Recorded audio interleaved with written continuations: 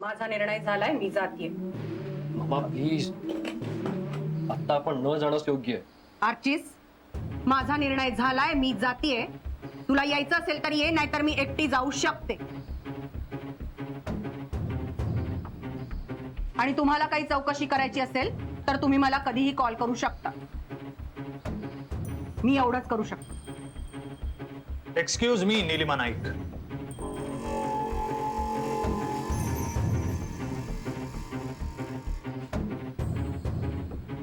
मी तुम्हाला अभिरामचा मित्र म्हणून सांगत होतो.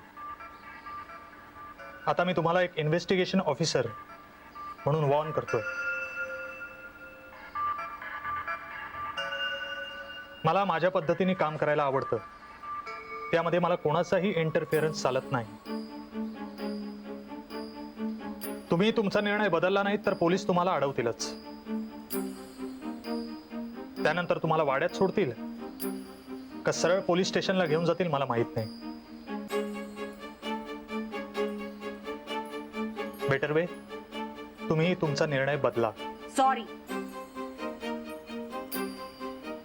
पण मला सुद्धा माझ्या निर्णयात कोणीही हस्तक्षेप केलेला चालत नाही. सो मी थांबणार नाहीये.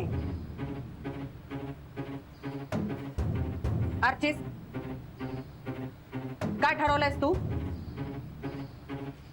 मी येतोय. अरे आर्चिस, अभिदा, मामा नाही ऐकणार आता कोणाचं. आणि मी तिला एकटीला नाही जाऊन देणार. चल आर्चिस. नीलिमा, पुन्हा एकदा विचार कर. विचार तू कर. तुला इथेच थांबायचंय का आमच्या सोबत यायचंय? आम्ही बाहेर आहोत. तुझं तू ठरव. Excuse me.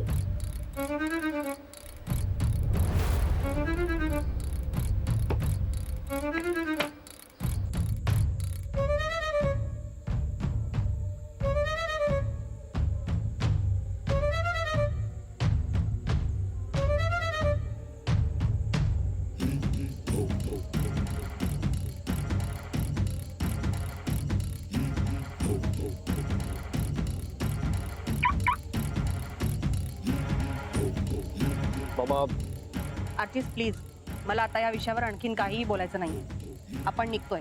बॅगा गाडीत ठेव.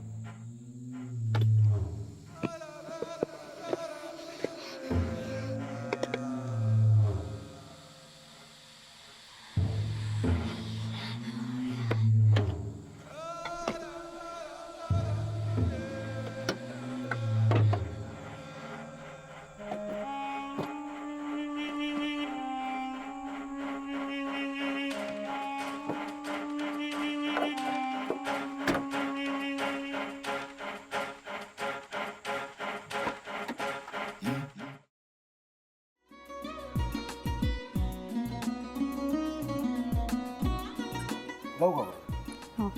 असाच लावू ना.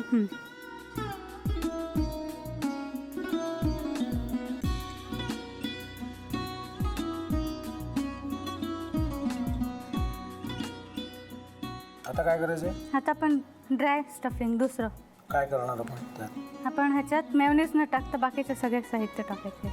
अच्छा, हे सगळं. ऋतू, माझा तर विश्वासच बसत नाहीये. म्हणजे अगं बहिणी आमचं लग्न व्हावं म्हणून किती प्रयत्न करत होते आणि ते सगळं करताना की शिवच्या आम्हाला माहिती पुरवते. नाही, मला नाही वाटत. गौरी, खूप चांगली आहेस तू, म्हणून तुला सगळं जगत चांगलं दिसतं. पण शिव उगाच बोलला असेल का? त्याच्यावर विश्वास नाहीये का तुझा?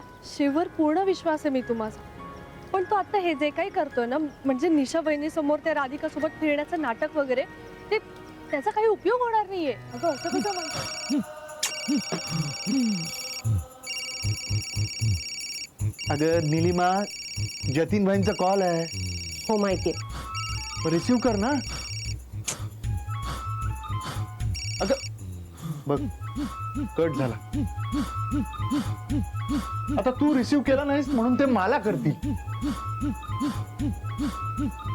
अबा पुन्हा आला बघ. घे बघू. पण हे एक ना एक दिवस घडणारच होतं.